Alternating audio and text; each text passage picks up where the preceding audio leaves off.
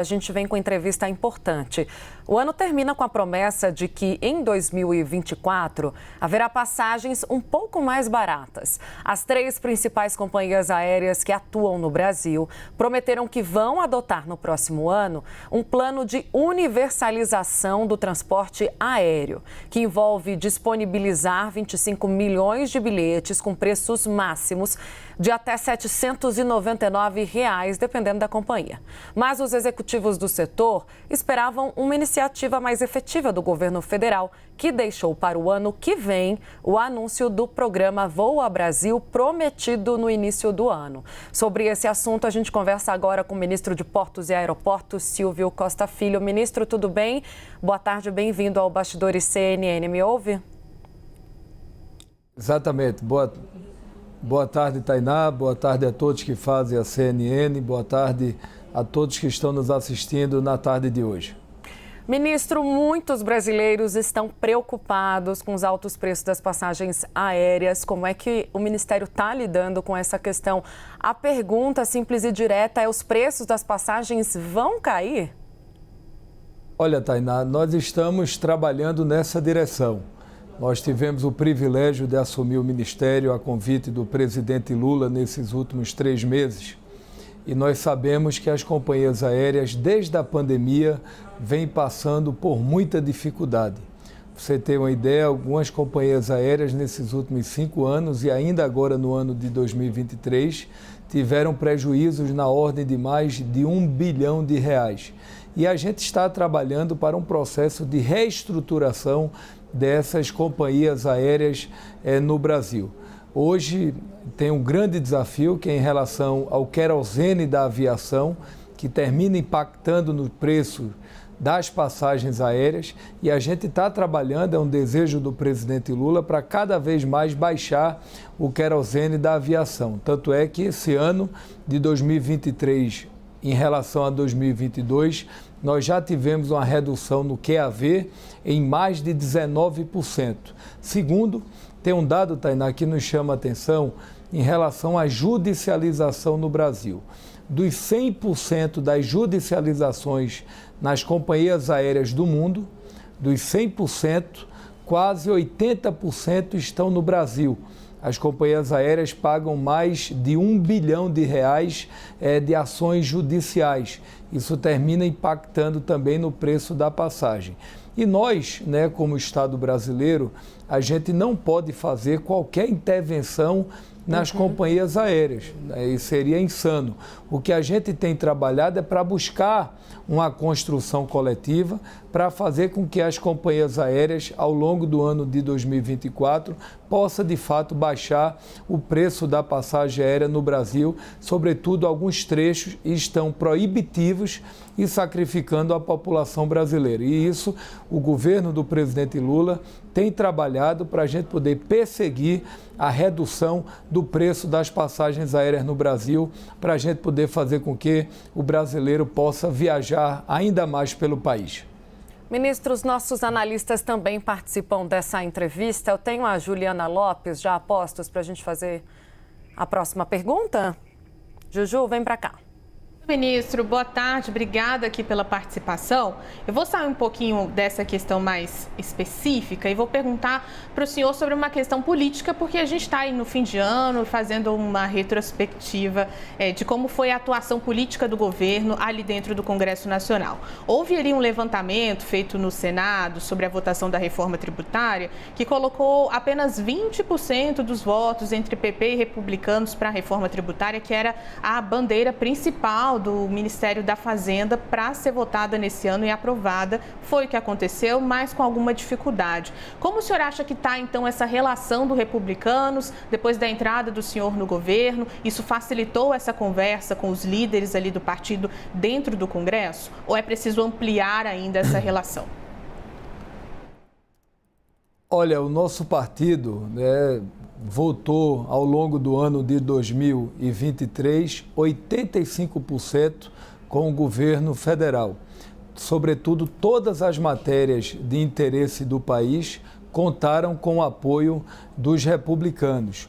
O CAF, a reestruturação do governo, a reforma tributária, entre outros temas fundamentais para a retomada do crescimento econômico e da geração de emprego e renda. A gente tem trabalhado muito ao longo desses últimos meses de cada vez mais estreitar o diálogo dos republicanos com o governo federal.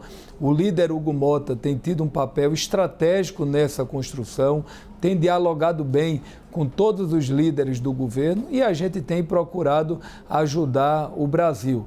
Justiça seja feita, o presidente Marcos Pereira é alguém que tem espírito público, capacidade de trabalho, é um estadista, é alguém que pensa o país e o presidente Marcos Pereira tem orientado os republicanos a votarem de acordo, sobretudo, com aquilo que defende, mas, sobretudo, defendendo as pautas de interesse da retomada da economia brasileira. Eu digo sempre que nós somos, eu sou um defensor dos programas sociais no Brasil, Bolsa Família, ProUni, Pronatec, Minha Casa Minha Vida, Luz para Todos, todos são programas importantes, mas o maior programa social do Brasil é o emprego e a renda.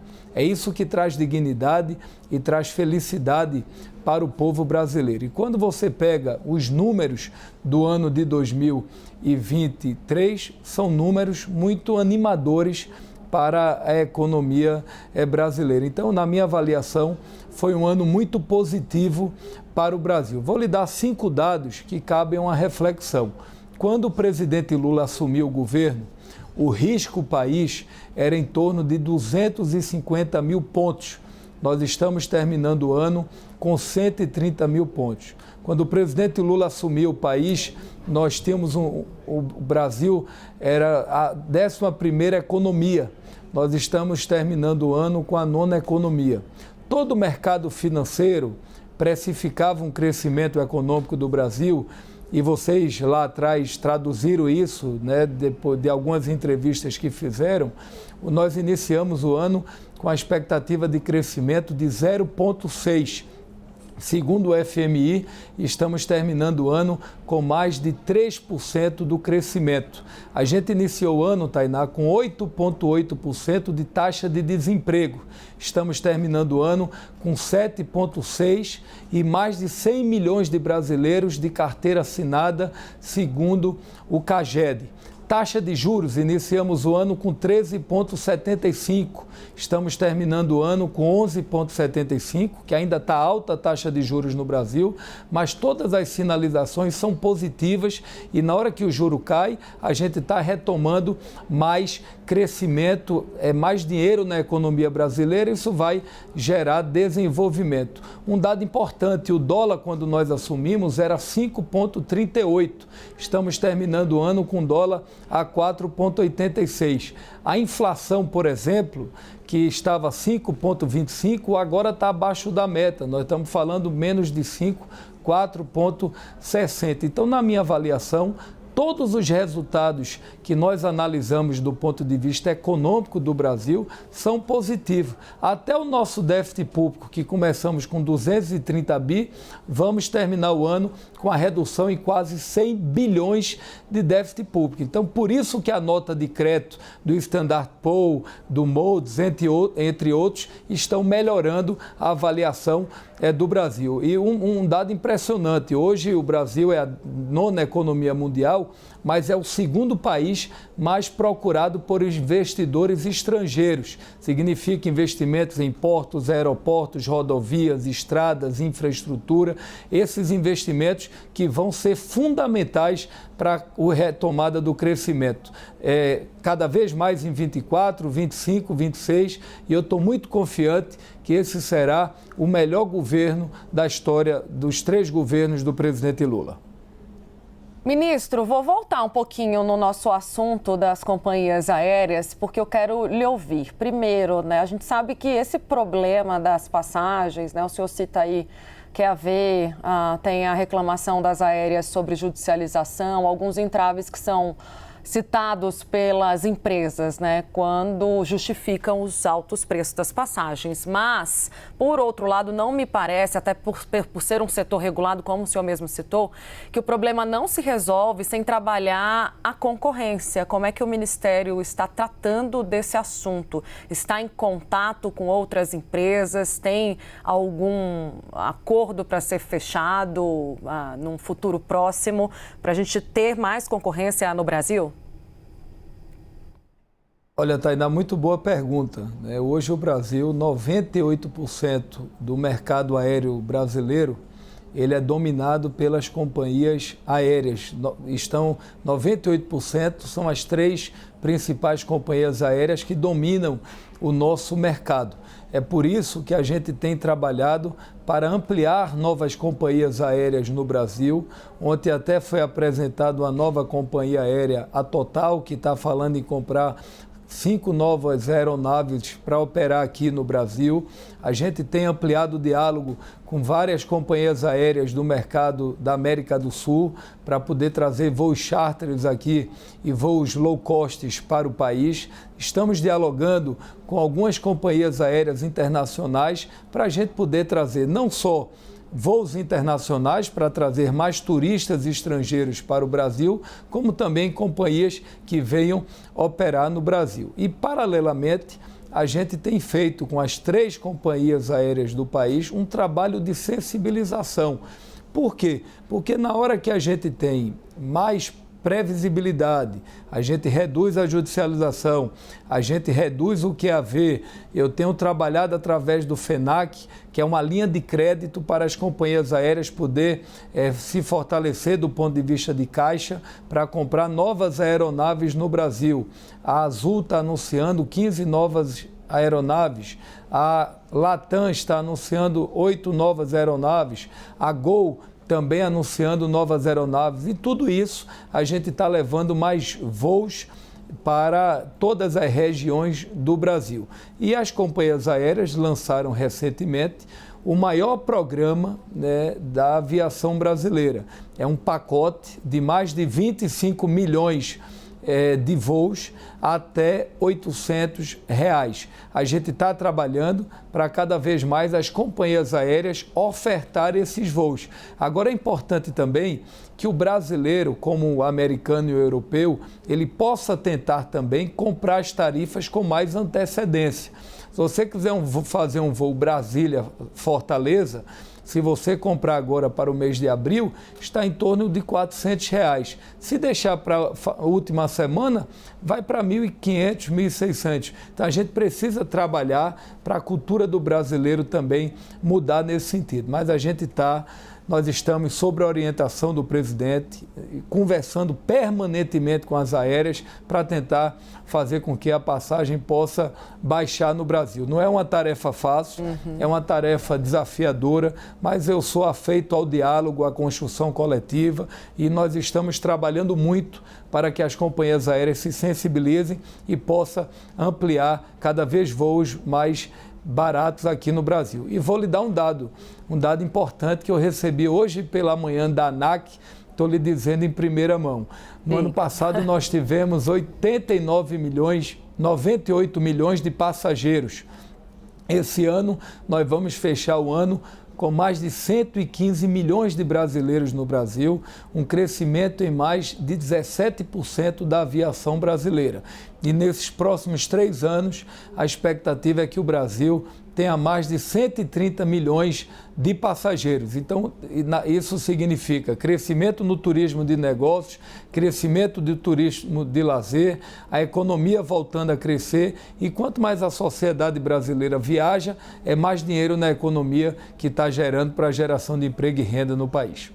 Ministro, tem muita gente querendo saber também sobre Voa Brasil. Aquele programa que foi anunciado causou uma saia justa no governo pelo ex-ministro de Portos e Aeroportos, Márcio França, mas que caiu no seu colo, né? Ficou para a sua gestão o anúncio desse programa. Então, eu queria saber se ele vai sair do papel. Há uma previsão, acho que para o próximo ano. Se for sair de fato, se vai cumprir com a promessa feita pelo ex-ministro Márcio França, que ajustes podem ser feitos, o que o senhor pode adiantar sobre esse programa que promete passagens aéreas mais baratas também para uma parcela da população? Tainá, vou lhe dar um dado: o Brasil tem 200 milhões de brasileiros. Infelizmente, apenas 15 a 18 milhões por ano voam de avião. Então, a gente precisa cada vez mais fazer com que o brasileiro tenha a oportunidade de viajar pelo país. Quando foi colocado o valor de R$200, na minha avaliação, houve várias leituras de interpretação. O governo não tem como, de um dia para a noite, ofertar passagens a R$200. O que a gente está construindo com o Voa Brasil, e nós esperamos lançar na segunda quinzena agora de janeiro, eu tenho dialogado com a Casa Civil e conversado com o governo, com todo o governo federal. A gente quer ofertar às companhias aéreas essa passagem a R$200 para determinados segmentos da sociedade.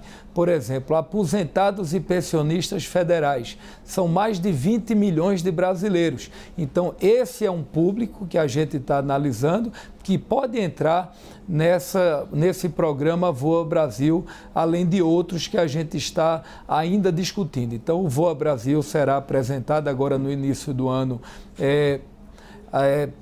agora possivelmente na segunda quinzena de janeiro, esse programa, para que a partir do ano de 2024 a gente possa ter um planejamento estratégico e esse programa de fato saia do papel e a gente possa incluir novos CPFs, novos brasileiros viajando pelo país.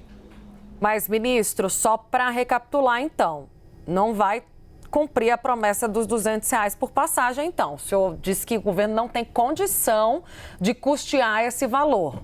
Como é que vai ficar? Em nenhum momento foi colocado que o governo iria fazer investimentos, tirar recursos do governo para pagar a passagem. Você sabe que tem um marqueteiro na Bahia que ele tem uma frase importante que ele diz: olha, o importante não é só o que se diz, é o que as pessoas entendem.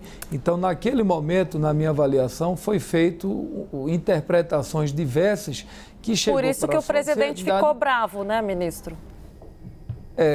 Isso é uma discussão passada. Eu acho que a gente tem que falar para o futuro. E o que nos cabe nesse momento é tentar construir de fato esse programa da melhor forma possível. É a primeira etapa do Voa Brasil, que a gente espera lançar agora no início de janeiro, para segmentos da sociedade que vão ter acesso a passagens a R$200 que as companhias aéreas vão poder ofertar. E para fazer justiça, as companhias estão muito sensíveis a esse programa e querem de fato ajudar. Ministro Pedro Venceslau, direto de São Paulo, tem uma pergunta para o senhor. Pedro.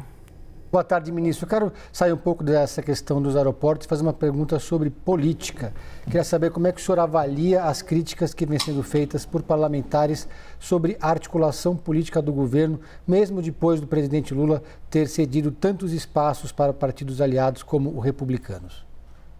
Olha, o ministro Padilha, ele tem trabalhado muito, né? Sem dúvida alguma, ele tem um excelente diálogo com o Congresso Nacional, com os presidentes de partido.